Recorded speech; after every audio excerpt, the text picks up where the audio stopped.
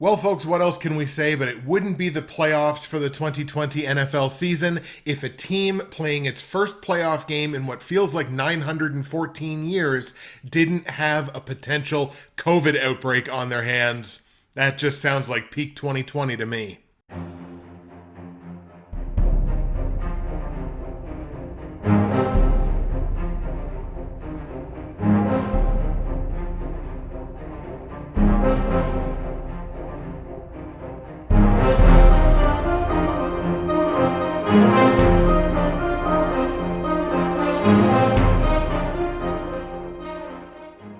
What's happening, everybody? Justin, Bridgewater's finest on YouTube, Blockbuster underscore guy on Twitter, fueled as always by the incredible folks at NerdTees, and welcome to the Super Wildcard Weekend edition of my football pick show for the 2020 NFL football season and postseason. And dear God, we actually made the playoffs. I feel like nobody actually thought it was going to get this far, and now we're just like, let's see how far we can take it. Maybe we can even award a Super Bowl this year, although if one team has it, has their way with the way their COVID situation looks, maybe we won't.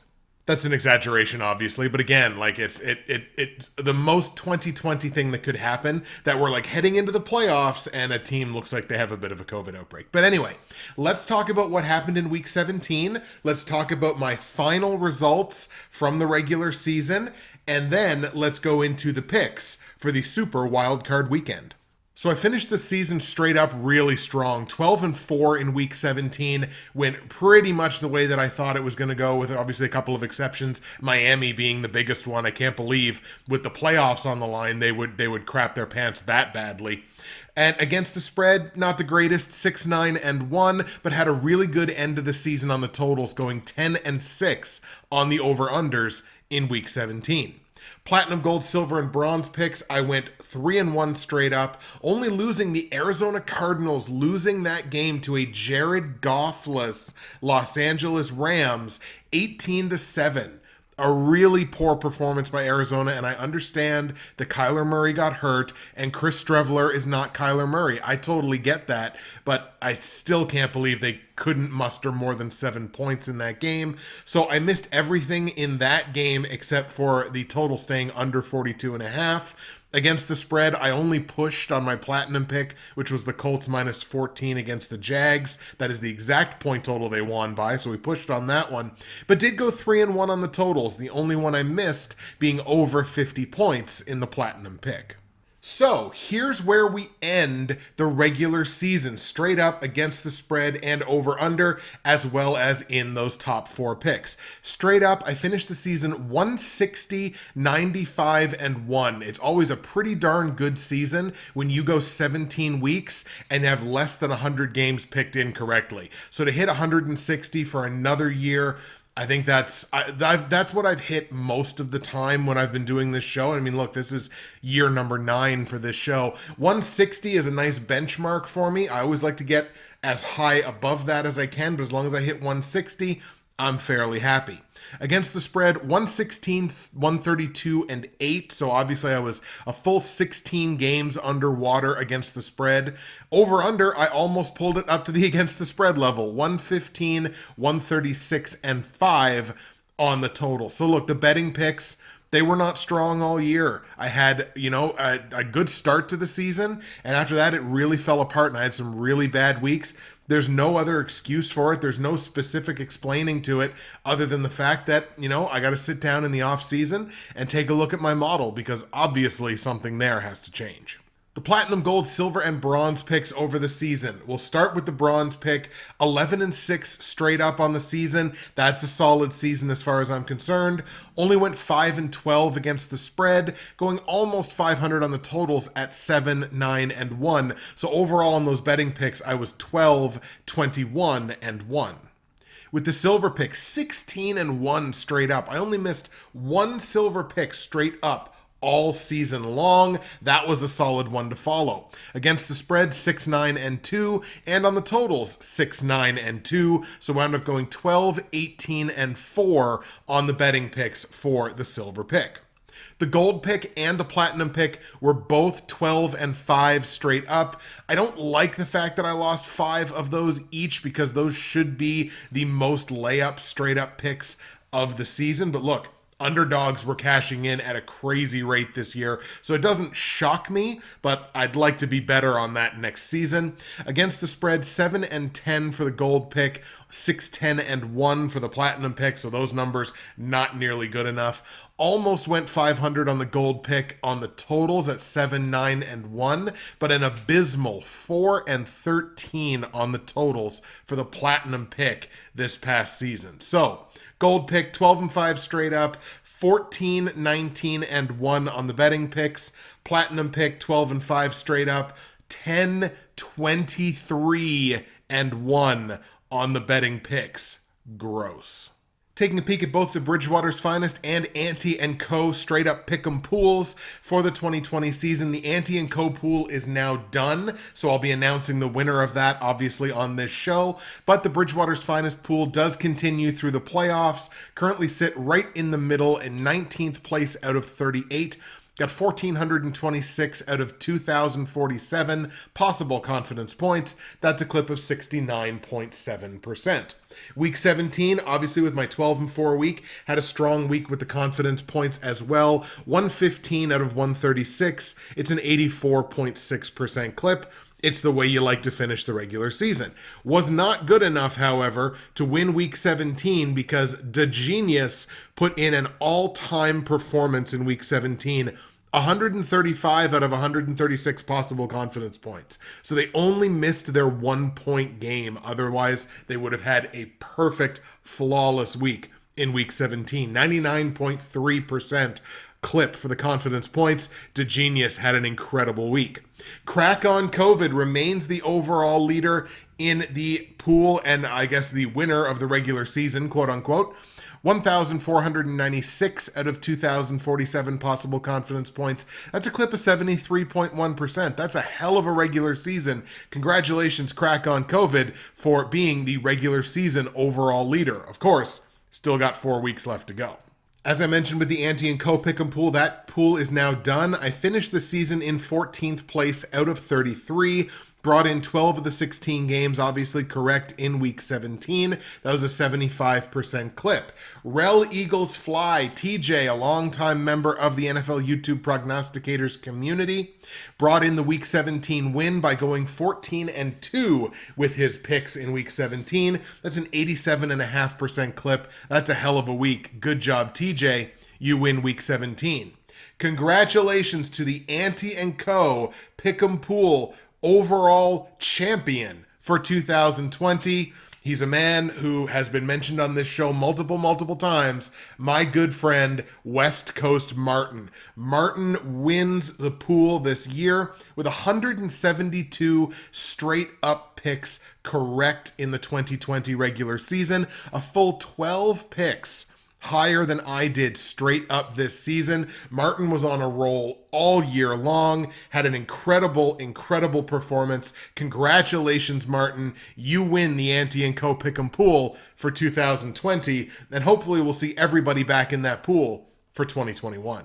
Obviously, there is no more Fantasy Corner for this season, but I do want to take the opportunity to say thank you very much to my newest affiliation, which is the Dynasty Trade Calculator. The Dynasty Trade Calculator is available at my affiliate link, which is in the description to the video here on YouTube. It's also available in the description of the podcast episode, wherever you get your podcasts. The Dynasty Trade Calculator, the #1 resource for Dynasty Fantasy Football, Keeper Fantasy Football, long-term fantasy football, which is really what I'm starting to dive into more and more as time goes by. The #1 resource online for trade evaluations, player rankings, podcasts, everything that you could possibly want, no matter how your league in particular is configured. The Dynasty Trade Calculator has you covered. Plans beginning as low as $3 to get access to the single best resource and all of the resources under its umbrella for Dynasty, Keeper, and long-term fantasy football. Make sure you hit the affiliate link in the description below. Speaking of the description below, I will point you in that direction as I always do to let you know that there you can find all of my results from last week, all of my straight up against the spread and over under plays for Super Wildcard Weekend. You can find information on joining the Bridgewater's Finest Pick'em Pool if you'd like to. You can find information on joining the NFL YouTube Prognosticators Facebook page if you'd like to. And you can find information on my great friends and longtime sponsors at NerdTees. Folks, nerdtees.ca is the place you need to go for all of your tea needs, and I know your tea needs are many. Nerdtees.ca, hit my promo code BWFinest. You are going to save 15% at checkout on whatever you order from nerdtees.ca. You're also going to get free shipping in Canada on any order over $100, which is an excellent deal. And if you're in the US, you already get a great conversion rate on the US dollar.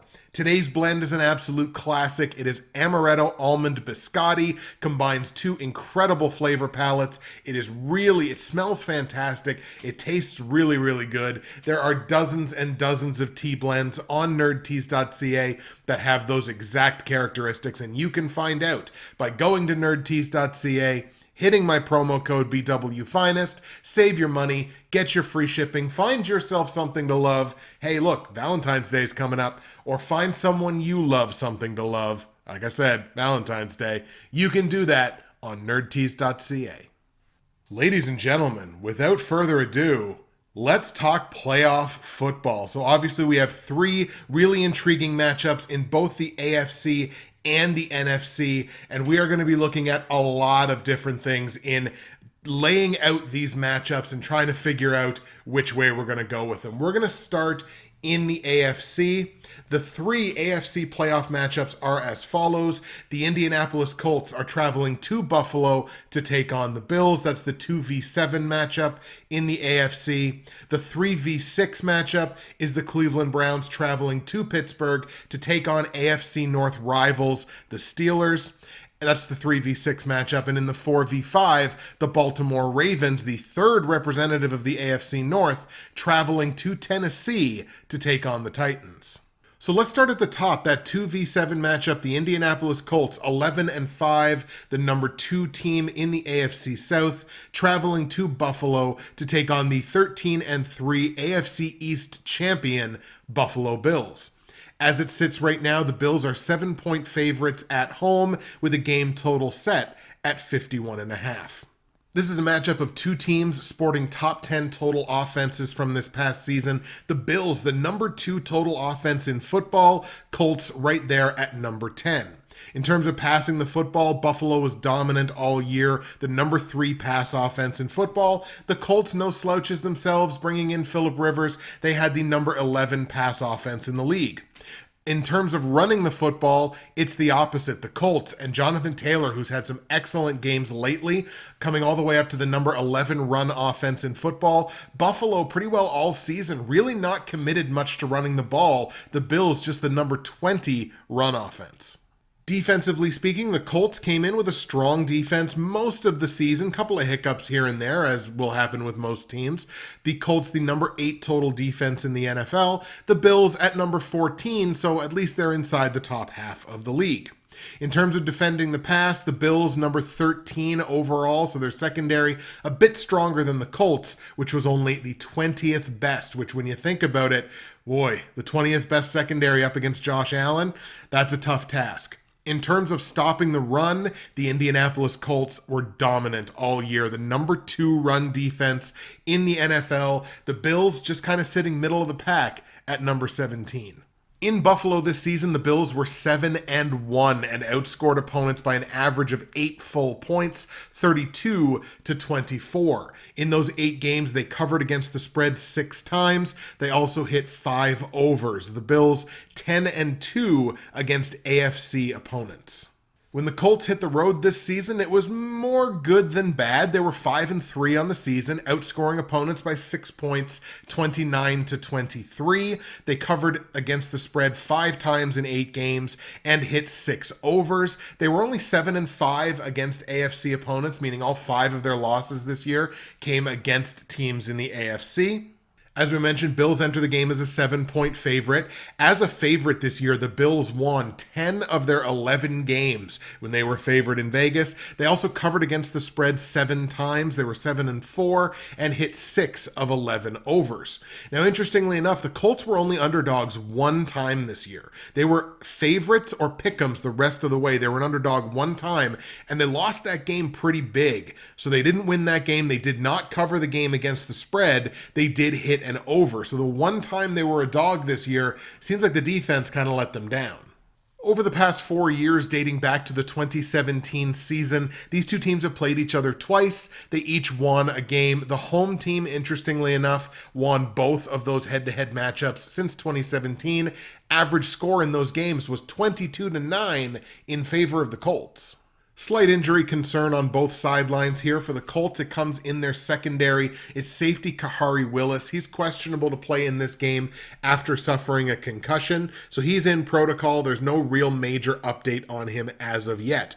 For the Bills, it comes on the offensive side, and it's one of Josh Allen's bigger but more sort of understated weapons this year. It's Cole Beasley, who had an incredible season coming out of the slot. Cole Beasley's questionable in this game with a leg injury. Haven't heard any update on him so far. As far as I'm concerned, the biggest mismatch in this game, Indy and Buffalo, has got to be, again, it's Buffalo's pass offense, the number 3 total pass offense in the NFL this year, going up against, a bottom half of the league secondary in Indianapolis. Indianapolis's bread and butter was stopping teams running the ball. Buffalo doesn't really run the ball, so that is the strength of their defense. But if the offense isn't really focused on doing that too much, other than, a few quarterback sneaks maybe from Josh Allen, the strongest part of your defense kind of neutralized. I've praised the Colts all season about protecting the football very, very well. They were one of the best teams in the NFL in terms of not giving the ball up and generating turnovers on defense. It is entirely possible that they do that again in this game, play an opportunistic defense, maybe pick Josh Allen off a time or two. You may see that happen. The Bills are just on a roll here, man. I just don't think anybody's touching Buffalo at this stage in the playoffs. As it moves forward, we'll have to see based on the matchup. I just don't think Indianapolis is going to go into Buffalo and beat this Bills team the way this Bills team is playing. I got to take Buffalo here straight up. We're going to take the Bills in Buffalo to beat the Colts. On the line, like I mentioned, Buffalo favored by a full touchdown. I think that's too many points for me. I think this is going to be a very competitive football game. I'm going to take those 7 points for the Colts. Total in the game set at 51.5. I have to think this thing goes over. I've got this capped closer to a 60 than this number would have us believe. So I think we're going to go over 51.5 points in Buffalo, Indianapolis. Let's go Bills 31, Colts 27. I think this could low-key be the most entertaining game of Super Wildcard Weekend. Let's go to that 3v6 matchup in the AFC now. The Cleveland Browns traveling to Pittsburgh to take on the Steelers. And this is where we hit our COVID situation. It just announced earlier today that head coach Kevin Stefanski for the Browns, as well as 2 additional coaches and 2 additional players, one of whom is kind of a player of significance, which we'll talk about in the injuries when we go later on down the line. All of them tested positive for COVID earlier this morning. Stefanski has already stated he will not be coaching in Pittsburgh.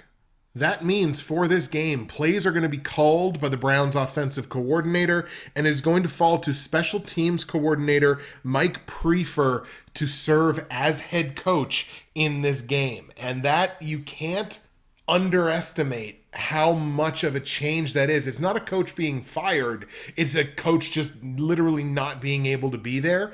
That has to completely throw the game plan into disarray, because the way Stefanski would call that game is not going to be the same way that the special teams coordinator is going to call the game. As I mentioned, these two teams, AFC North rivals, Cleveland 11-5 on the year, the number 3 team out of the NFC North to make the playoffs. So, kudos to the AFC North for having a strong year. Pittsburgh 12-4, champions of the NFC North. Steelers come in as 5.5-point favorites. They were 4.5 when I went to bed last night, but that's just how much that line has moved since the news came out about Stefanski, the coaching staff, and a couple of players. Total in the game set at 47.5 points. Offensively, neither one of these teams were spectacular this year. The Browns, right in the meaty part of the curve, number 16 overall in terms of total offense. Pittsburgh, number 25. This is not a strong offensive team by and large on the season.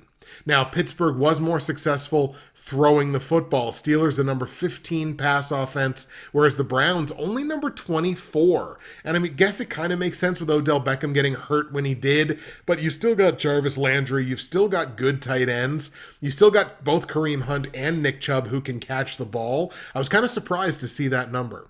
In terms of running the ball, it's night and day. It's one team that is fully committed to running the ball with two really good running backs. That's the Cleveland Browns, the number 3 run offense in football this year. And the Pittsburgh Steelers, the worst run offense in football, that have just completely moved away from trying to run the ball. On the defensive side, the Pittsburgh Steelers, an incredible defense, obviously coming from last season. They continued that this year. The number 3 total defense in the NFL. Cleveland at number 17, kind of average. In terms of the secondary, Steelers, the number 3 secondary in football. Cleveland just number 22. So the Browns did struggle a little bit to stop teams moving the ball through the air. Now, these run defenses, incredibly similar. Cleveland, number 9, Pittsburgh, number 11. So both of these run defenses more than capable of stopping the game on the ground. Pittsburgh really got the job done in their own building this year, 7-1 in their 8 home games, outscoring opponents by 10 full points on average, 29-19. They did cover 5 times against the spread at home. They only hit 4 overs. They were 4-3-1 on the totals in their own building. And since this is a division game, I thought it was more prudent to look at how teams did in the division versus how they did against conference opponents. Pittsburgh won 4 of their 6 division games. The Browns on the road were no slouches, 5-3 straight up this year, but they were outscored on average 30-25, which means on the road, if the offense couldn't keep up, man, that defense really struggled in their road games this year. They only covered 3 times in 8 games against the spread, even money on the totals at 4-4. The Browns only also 3-3 inside the AFC North. As favorites this year, the Steelers won 9 of 11 games. They covered against the spread. It was about 50-50, but they were 6-5 against the spread as favorites. Only 4-6-1 on the totals when they entered the game as the betting favorite. As underdogs this year, Cleveland were dogs 5 times. They won twice outright, but only covered against the spread 2 of those 5 games, which would have been their 2 losses. The other 3 times that they were underdogs, they didn't cover against the spread either. Obviously, where these two teams are division opponents, they play each other a bunch. Since the beginning of the calendar year of 2017, these two teams have played each other 9 times head-to-head, the Steelers winning 7 of those 9 games. Also worth noting, the home team has also won 7 of those 9 games, so pretty strong edge towards the team playing at home. Average score in those games has been 24-19 in favor of Pittsburgh. In terms of the injuries, now Olivier Vernon last week, he tore his ACL, so obviously he's on IR, he's done for the season. And as we mentioned, with a little bit of the COVID outbreak that Cleveland is dealing with right now, left guard Joel Bitonio will not play in this game. He's one of the 2 players that's been identified, as well as a wide receiver that tested positive for COVID this morning. That's pretty significant. Bitonio's played over 1,000 snaps this year. He's only taken 3 penalties and only allowed 1 quarterback sack. He's played really well this year, so if they're not going to have their starting left guard, that's going to hurt their run game. It's going to hurt their pass defense, because obviously we know the Steelers, pretty darn good pass rush. On Pittsburgh's side, kicker Chris Boswell still dealing with the groin injury that he pulled up, I think, a couple of weeks ago. They've had their backup in. I think they've been going for 2 a little bit more frequently than they had been before. There's no news yet as to whether or not Chris Boswell will play in this game, but especially with kickers, you don't want to muck around with groin injuries too badly. The biggest mismatch in this matchup is what we talked about before. The fact that the Browns only had the number 24 pass offense in football, they're going up against the top 3 secondary. It is going to be very difficult for Baker Mayfield to move the ball through the air against this very, very good Pittsburgh secondary, especially if he's going to be without his starting left guard. You know, I felt pretty good about the Steelers coming into this game. I mean, look, they just played last week and Cleveland beat them by 2, but that was in Cleveland with Mason Rudolph starting at quarterback. So the fact that he could only beat a Mason Rudolph-led Steelers team by 2 points in their own building doesn't really bode well for now having to go to Pittsburgh and play Ben Roethlisberger. I just don't think it's going to work out well for Cleveland. Then you take the COVID situation, you throw that on top of everything. I think the Steelers roll in this one, quite personally. Let's go with the Pittsburgh Steelers at home to beat Cleveland. On the line, Steelers, like I said, now favored by 5.5 points instead of the 4.5 that it was just last evening. I like the Steelers to cover that number. It's under a touchdown. I realize it's a division game, but I just really think Pittsburgh is going to be, between these two teams, Pittsburgh's going to be much more likely to really take advantage of and exploit that mismatch in terms of Cleveland and their secondary. So let's cover the 5.5. Total in the game set at 47.5 points, and spoilers on the totals, this is going to be my only under of this week. I think all the other games are at least relatively high scoring or above where the lines are. This one I'm going to stick under on the 47.5 points. I don't know what Cleveland's offense is going to look like, so look, they only put up, 46 last week, so that's an under. I don't know what Cleveland's going to look like. Let's stay under the 47.5 points. In Pittsburgh, Cleveland, let's go Steelers 30, Browns 17. Pittsburgh moves on. And the third and final matchup in the AFC is that 4 versus 5 matchup of the Baltimore Ravens in Tennessee to take on the Titans. Baltimore is actually now going to be on the tail end of back-to-back road games. They're the only road team this week that played on the road last week. Got to keep an eye on that.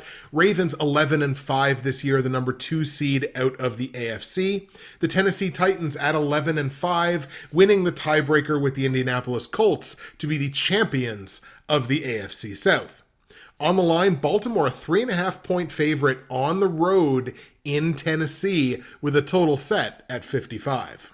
Offensively, Baltimore struggled for most of the season before really turning it on here in the last 5 or 6 weeks. And as most people will very quickly point out, pretty darn easy schedule they had there down the stretch. They finished the season the number 19 total offense in football. The Titans were a strong offense all season long. They're the number 3 total offense in the NFL. Now, most of that obviously comes on the ground, which we'll get to in a second. Tennessee, only the number 23 pass offense in the league. Baltimore, the worst pass offense in football. When you think about it, Lamar Jackson won an MVP last year, and they were the single worst pass offense in the NFL. Now, running the football, that's where both of these teams butter their bread. The Ravens, the number 1 run offense in football. The Titans, the number 2 run offense in football. We all know for Baltimore, it's kind of a group effort, but man, J.K. Dobbins has exploded in the last couple of weeks. He has taken over that backfield. For Tennessee, obviously it's King Henry, Derrick Henry crossing 2,000 rushing yards, one of just however many it was, 7, 8 people that have ever done that in the history of the NFL. Derrick Henry's a monster. Defensively, this is a night and day matchup. The Ravens, a very strong defense, fundamentally sound defense, the number 7 total defense in the NFL. Meanwhile, Tennessee, 5th from the bottom this year, number 28 of 32 teams. In terms of the secondary, Baltimore, the number 6 pass defense, Tennessee, number 29. So look, yeah, Baltimore couldn't really pass on anybody, but they got one of the worst secondaries in football in front of them. Maybe Lamar Jackson can do some things throwing the ball. And now the run defense, which obviously, based on how these two teams move the football, is going to be the single most important element of this game. Baltimore inside the top 10 in terms of their run defense. Tennessee number 19. So man, if they can't stop the run, this is going to be a long day for Tennessee. Tennessee, a respectable 5-3 record in their 8 home games this year, outscoring opponents by 5 points, 33-28. So high scoring games in Tennessee this year, only covering 50% of the time against the spread, but they did hit 6 of 8 overs. The Titans also 8-4 against AFC opponents. The Ravens on the road, road warriors this year, 6-2 in their 8 road games, outscoring opponents by 9 points on average, 29-20. They covered 5 of those 8 games against the spread, only hitting 3 overs, however. They were only 3-5 on the totals on the road, 7-5 against AFC opponents. So like when we talked about the Colts, all 5 of Baltimore's losses this year came against AFC teams. As a favorite this year, the Ravens 10-4 straight up. They also covered against the spread in 8 of those 14 games and were even money on the totals at 7-7 to the over. Tennessee, as an underdog, they were only a dog 5 times this year. They won 3 of those 5 games outright. All 3 of those were the games that they also covered against the spread. They were 5-0 to the over. All 5 times they were an underdog, the number went over the total.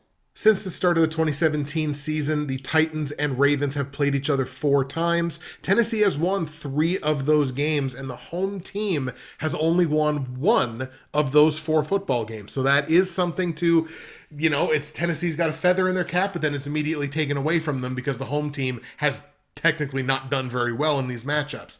Average score only separated by a single point, 20-19 in favor of Tennessee. Now, in terms of the injuries, Baltimore has got an injury basically across the board here. They've got one in the wide receiver core. It's Willie Snead, has been dealing with what feels like a perpetual ankle injury for most of the season. Yannick Ngakoue on the defensive line. He's questionable to play with a thigh injury, although Coach Harbaugh did come out and say pretty good chance he'll be playing. Ditto for cornerback Jimmy Smith, questionable with a shoulder injury, but Harbaugh saying of him as well, more likely than not, that he does play. On Tennessee's sideline, kind of like when we were talking about Cleveland, their most significant injury comes on their offensive line, and it's starting guard Roger Saffold. He's questionable with an ankle injury. I believe it was a low ankle sprain, and he's been described as a close call. So usually in those instances, it's probably less likely that he'll play than he will, but you never know what you could see on game day, especially for a playoff game. Obviously, I think the biggest mismatch here, and the mismatch that I think will determine the game, is the Tennessee's ability to stop the run. Like, Derrick Henry runs in such a way that you can game plan for it.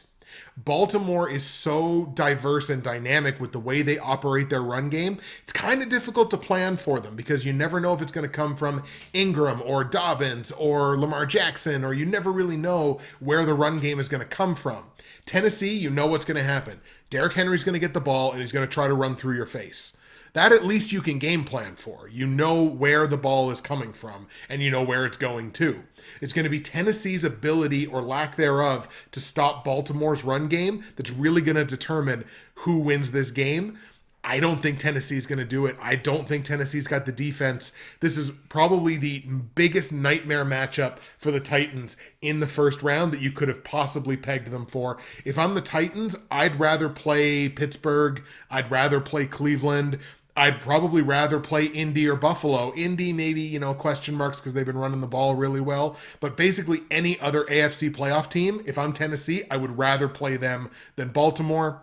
I think the Ravens are going to win this thing. Let's take Baltimore on the road in Tennessee to beat the Titans.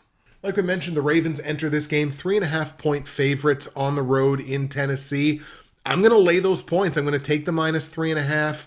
Yes, it's taking a hook, but again, Tennessee's defense, I just can't bet on them right now. So 3.5 points, it's not a crazy high amount. So let's lay the points and take Baltimore minus the 3.5. Total in the game set at 55. I have no reason to believe this stays under. Baltimore's offense playing really well lately. Tennessee's got a great offense of their own. Tennessee's defense is not good. So even though it's the biggest total, I don't think it stays under. We're going to go over 55 points in Tennessee-Baltimore. We're going to go Ravens 37, Titans 31. So that's the AFC picture for you. Let's move now to the NFC, where we see 2 versus 7 matchups of the Chicago Bears in New Orleans taking on the Saints. We have a 3 versus 6 matchup of the LA Rams traveling to Seattle to take on the Seahawks, and a 4 versus 5 matchup of the Tampa Bay Bucks traveling to Washington to take on the football team who clinched the NFC East title in game number 256. So, 2 versus 7, Chicago in New Orleans to take on the Saints. The Bears at 8-8 just basically backdoor their way into the playoffs based on the Arizona Cardinals losing that game that I, again, expressed my almost utter shock that they lost. Chicago gets in at 8-8, the number 2 seed out of the NFC North. New Orleans 12-4, champions of the NFC South. The Saints enter this game as 10-point favorites at home against Chicago with a game total set at 48. Offensively speaking, gotta give the edge to the Saints in this game. The number 12 total offense in football, taking on a Chicago Bears team at number 26. So one of the lower offenses in the league.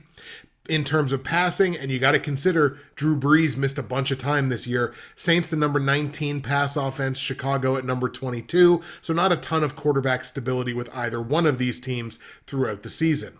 In terms of running the football, Saints, a great run offense behind Alvin Kamara, the number 6 run offense in football. Chicago just number 25. Look, they lost Tariq Cohen right at the beginning of the year. David Montgomery was mediocre for most of the season. Defensively speaking, which I think you'd have to say would be Chicago's strength, you still got to give the edge to the Saints. The Saints, the number 4 total defense in football this year, fairly quietly that they would be a top 5 performer there. Chicago, no slouches, number 11, they were solid across the board. But in terms of the pass defense and the run defense, Saints were top 5 in both cases. Number 5, secondary for New Orleans. Number 4, run defense. Chicago, number 12 in terms of stopping the pass. Number 15 in terms of stopping the run. So look, this is a good defense in Chicago taking on what I would say is a great one in New Orleans. Now, the Saints did drop 2 home games this year. They were only 6-2 in their own building. They did outscore opponents by a full touchdown, 32-25. Only covered against the spread half the time. They were 4-4. They did, however, hit 6 of 8 overs this year in their own building. They were 10-2 as well against NFC opponents.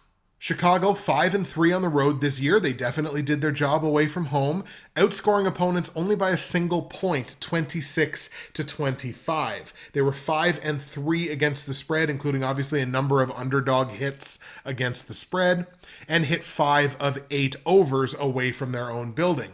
But they were only even money against the NFC this year, and even 6-6 in their 12 games. The Saints were favorites in all but 2 games this year, and they won 11 of those 14 games straight up when they were favored. They hit 8 times against the spread, covering 8 of 14 games, and 9 of 14 to the over. So a lot of scoring, and more often than not, the Saints were covering the number. In fact, the Saints had the most favorite overs in the NFL this year at 9. The Bears as underdogs, 6 wins straight up this year. Sure, they were under 500 at 6-7, but you would expect underdogs to be under 500 straight up. But that is the most underdog wins in the NFL this year, were the Chicago Bears at 6. They also covered 7 of those 13 games against the spread and hit 6 of 13 overs. Since the start of the 2017 season, New Orleans and Chicago have played each other 3 times, the Saints victorious in all 3 of those games. Now, the home team has only won 1 of those games, because 2 of them were in Chicago, but the average score, 27-20, in favor of New Orleans. In terms of injuries, Chicago does have a couple. One is on their offensive line, the other one in their front 7 defensively, and I think both of them may loom large in this matchup. On the O-line, it's tackle Bobby Massey. He's questionable with a knee injury. He's been injured off and on over the last few years. I know a lot of people are pointing Chicago in the way of an offensive lineman at the first round of the draft. And linebacker Roquan Smith injuring himself last week in the game against Green Bay. He's questionable with an elbow injury. I would kind of be surprised if he played, but stranger things have happened. On New Orleans sidelines, they do have an injury that they're concerned with, and it's safety Marcus Williams. He's questionable with an ankle injury. I think that was a low ankle sprain as well. That's a big part of their secondary, and if he's not out there, it does absolutely make a difference. So we'll be watching the Saints injury reports as the week progresses. As far as I'm concerned, obviously the biggest mismatch here, the fact that Chicago's had a fairly poor job of moving the football this year, and that Saints defense has been really spectacular. Number 4 total defense, number 26 total offense in Detroit. I just don't see how the Bears are going to move the ball. Obviously, I'm on the Saints here in a big bad way. I think they win this thing by multiple possessions. Maybe if the game was in Chicago, I might look at the Bears as a possible, like, really heavy upset pick, but I just don't see it. I just don't see how it's going to happen. So we're going to take the New Orleans Saints here pretty heavily at home against Chicago. Like I mentioned on the line, Saints are 10-point favorites. I'm going to lay those 10 points. I know it's basically been a bad move all year to lay double-digit points on somebody, but look, New Orleans protects the ball. I don't think they're going to turn it over very much here to Chicago. Chicago's got a good defense, but not a great one. They've got a mediocre offense going up against a great defense. 10 points, I think, is still a little bit of a gift. I would have expected this maybe to be a little bit higher, but we're going to lay those 10 points on New Orleans. Watch this line, too, especially if this somehow dips to 9.5, throw a ton of money at it. Total in the game set at 48, and like I already spoiled, I'm going to go over on this one as well. I don't think it flies over, but I think it does get over, it's a high 40, but it's not like it's a 50. So we're going to go over 48 points in New Orleans, Chicago. Let's go Saints 37, Bears 16. We're going to go to Seattle now for a 3v6 matchup that also features our second divisional matchup of these playoff picks. The Los Angeles Rams, 10-6, the number 2 seed out of the NFC West, taking on the NFC West champion, 12-4, Seattle Seahawks. Seattle minus 4.5 coming into this game, with a game total set at a weekly low of 43. Rams finished the season just outside the top 10 in terms of the total offense. They're at number 11. Seattle around the midpoint league-wide at number 17. So they struggled offensively a little bit more down the stretch than I would have expected them to. The Rams, the number 13 pass offense this year. Seahawks at number 16. And in terms of running the ball, Rams just inside the top 10 at number 10. Seahawks just outside the top 10 at number 12. Defensively speaking, this is a mismatch. The Rams, the number 1 total defense in the NFL this year. Seattle just number 22. Now, Seattle's defense has gotten white hot here at the end of the season, but that white hot streak only pulled them up to number 22 overall. In general, this is not a great defense. That's especially evident when you look at the pass defenses, the secondaries for these two teams. Rams, the number 1 secondary in football. Seattle just 1 from the bottom and has spent most of the year as the worst secondary in football. Now, one thing these two teams can do very similarly is stop the run game on the ground. So the Rams, the number 3 run defense, Seattle, the number 5 run defense. So moving the ball on the ground is going to be a struggle, whether it's Cam Akers or Chris Carson or whoever it happens to be trying to run the football. It's going to be a struggle no matter who it is. Seahawks, as they historically do, got the job done in their own building, 7-1 in their 8 home games, outscoring opponents by 9 full points, 30-21. They covered against the spread 6 times in 8 games, but only hit 3 of 8 overs on the year. And again, where these two are division opponents, it's worth looking at how they did inside the division. Seattle 4-2 against NFC West opponents.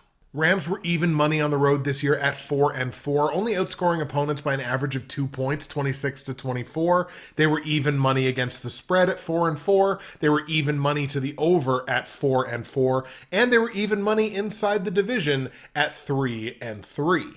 Seattle won 11 of their 14 games where they entered as betting favorites. They only went even money against the spread, though, at 7-7, only hitting 6 of 14 overs as favorites this year. Now, the Rams were only underdogs 4 times this year. They were even money against the spread at 2-2. They did hit 3 of 4 overs. Basically, what this all is amounting to is it's a lot of even money across the board. Over the last 4 seasons, obviously, these two teams have played each other a bunch of times. They've had 8 games since the beginning of the calendar year of 2017. 5 of those games have been won by the Rams. The home team is also 5-3 in this head-to-head matchup in those 8 games. The average score of those games, a 6-point advantage to LA. But where I really think this game's going to be decided is in terms of who's not on the field for both of these teams, especially for the visiting LA Rams. 2 huge names who may not be on the field. Andrew Whitworth at tackle. Now look, Whitworth has been out for a while. He was designated to return from injured reserve last week with a knee injury. We still don't know whether Whitworth will be playing or not in this game. It's possible that he plays, but I mean, at what percentage? Andrew Whitworth at 75% is probably still better than a lot of the tackles in this league, but he could very easily also not play. And quarterback Jared Goff, look, he didn't play last week. They played Wolford. He played not great as far as I'm concerned. I think if he was playing against a better defense, that would have been exposed a lot more. He got the win, but it wasn't exactly a crazy, super impressive win. Obviously, the Rams are going to be hoping that Jared Goff can play, but he's been described as a long shot to play in this game. So good chance it's going to be Wolford one more time. On Seattle's sideline, starting tackle Mikey Upati has been a strong tackle in this league for a number of years. He's questionable heading into this week with a neck injury. You know, as far as I'm concerned, there aren't any crazy mismatches here. The Rams passing game against the Seahawks secondary might be a crazy mismatch if Jared Goff was playing at 100%.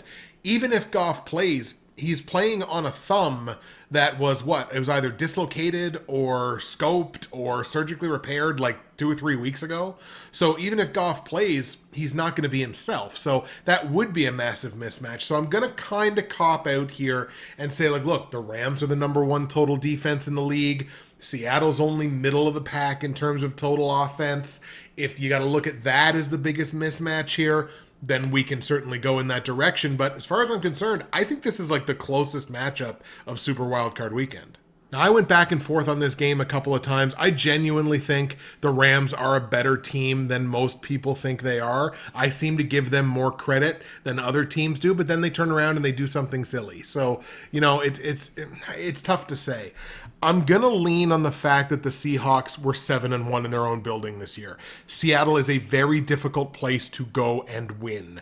And the fact that it's always so important for the Seahawks to get home field advantage, to be able to play a home game in their own building, whether they have fans or not. It's still such an advantage to the Seahawks to play at home. I guess that's enough for me to lean on the Seahawks in this game. We're going to take Seattle straight up at home to beat the Rams. But on the line, we're going to hedge our bets here because I think the Rams could genuinely win this football game outright. So if you're going to give me 4.5 points, I'm going to have to go ahead and take those. We're going to take the Rams plus 4.5. Total in the game set at 43 points. I don't think this flies crazy over, but at the same time, I can't sweat an under on a 43. So we're going to go over on this one too. Over 43 points in Seattle, Los Angeles. Let's go Seahawks 27, Rams 24. And here we go, folks, the last game we are going to be looking at for Super Wildcard Weekend, the Tampa Bay Buccaneers and Tom Brady. 11-5, the number 2 seed out of the NFC South, going to Washington to take on the 7-9 football team, champions, quote-unquote, of the NFC East. Now, Washington enters this game 8.5-point underdogs at home against Tampa Bay with a game total of 45.5. With the exception of the run game, the offenses are just absolute night and day. The Bucs, number 7 total offense in football, the number 2 passing offense in football, which is no shock when you have Tom Brady and Mike Evans and Chris Godwin and now Antonio Brown and, oh yeah, by the way, Rob Gronkowski and, oh yeah, by the way, Cameron Brate. Like, they've just got so many weapons. So no shock they were the number 2 pass offense. Washington really did not move the ball very well at all this year. Washington, the number 30 total offense, number 25 in terms of the pass offense, and obviously they've had a bit of a quarterback carousel this year.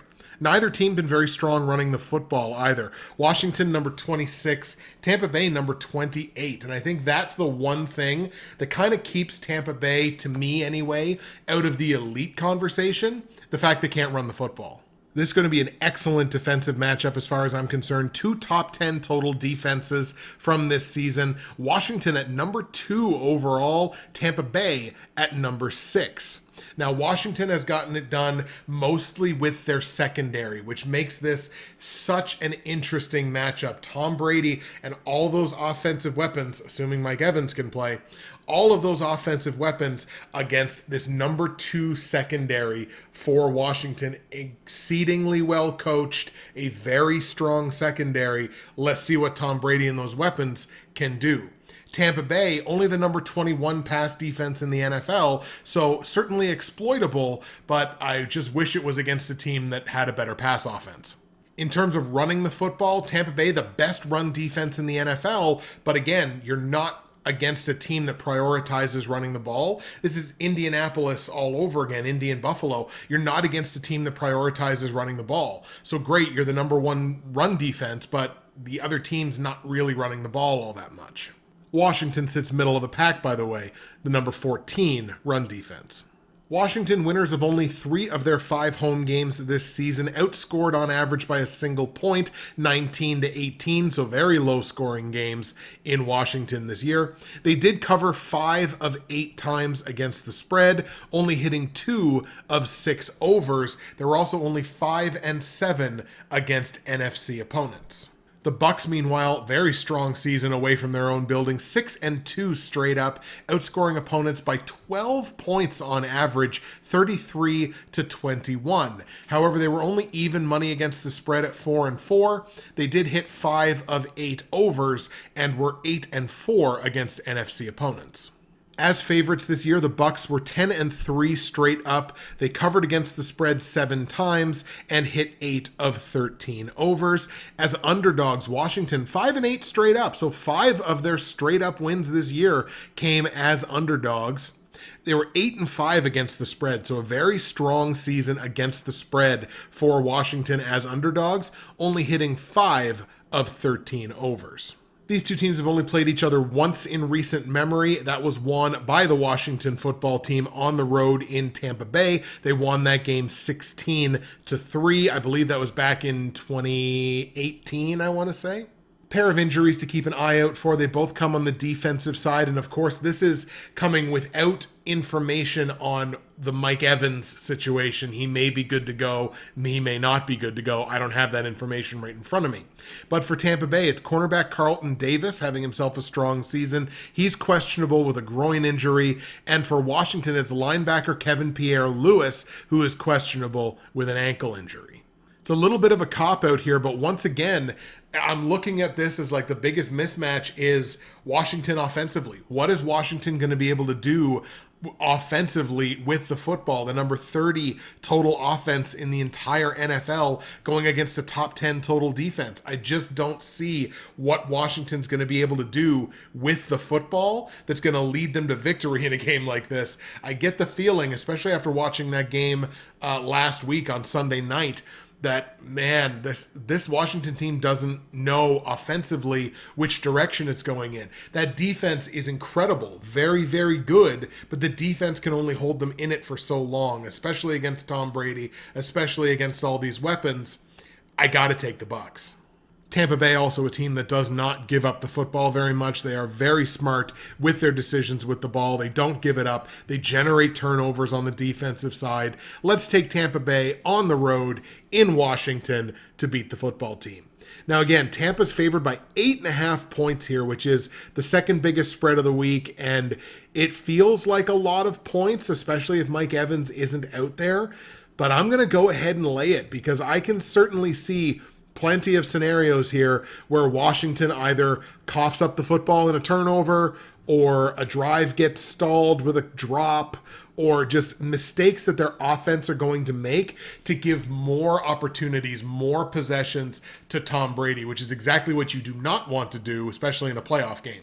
But I can see that happening, and I just think Tampa Bay is going to cover that 8.5. I think Tampa Bay's defense is good enough that they're really not going to be tested too much by this Washington offense. Let's lay the 8.5 points. Total in the game set at 45.5. I think this is relatively close, but it's another number like in the previous game. I just don't want to sit here and sweat. So we're going to go ahead and go over the 45.5 points in Tampa Bay, Washington. We're going to go Tampa Bay 31, Washington 16. All right, folks, there you have it. Those are our picks for Super Wildcard Weekend. We'll go over them here with you one more time because they are playoff games. I've got the Buffalo Bills beating the Indianapolis Colts 31-27. So I like the Colts +7 in a game that goes over 51.5. I got the Pittsburgh Steelers beating the Cleveland Browns 30-17, laying the 5.5 points on Pittsburgh in a game that stays under 47.5 points. I got the Baltimore Ravens beating Tennessee 37-31 in Tennessee. We're laying the 3.5 points on Baltimore in a game that goes over 55. On the NFC side of things, I've got the Saints demolishing Chicago 37-16. I'll take the Saints minus the 10 points in a game that goes over 48. Seattle, I've got the Seahawks beating the Rams in Seattle 27-24, but we're hedging our bets and grabbing the Rams plus the 4.5 points in a game that goes over 43. And I got the Tampa Bay Bucks in Washington beating the football team, almost doubling them up 31-16. I'm going to lay the 8.5 points on the Bucks in a game that goes over 45.5 points. Those are the picks, and it is time now for the patented comment of the week. So the comment of the week from the Week 17 episode goes to my guy Cody, the blind Canadian cat, and I have to give him credit here because he is working so hard at just ensuring that there's like no cocky related karma against the Baltimore Ravens, because this was last week. This was last week going into the game against Cincinnati. I don't care if the spread was -2. I'd take Cincy against the spread. After the madness I had to deal with in 2017, I trust nothing anymore. I'm glad my sister got me a stress ball for Christmas. I'm going to need it for this game, especially with how much they're rolling these past few weeks. So Cody is living in constant fear that the Baltimore Ravens are going to crash and burn. Don't worry, Cody. I don't think that's going to happen this week. So at the very least, the Ravens will get one playoff win out of this season. But yours is the comment of the week from the Week 17 episode. And ladies and gentlemen, that will do it for our Super Wildcard Weekend episode here at The Pick Show. Thank you so much for listening and watching. Enjoy the games on Super Wildcard Weekend. We will be back next week for, I don't even want to say it, the divisional round. I can't believe we're going to make the divisional round.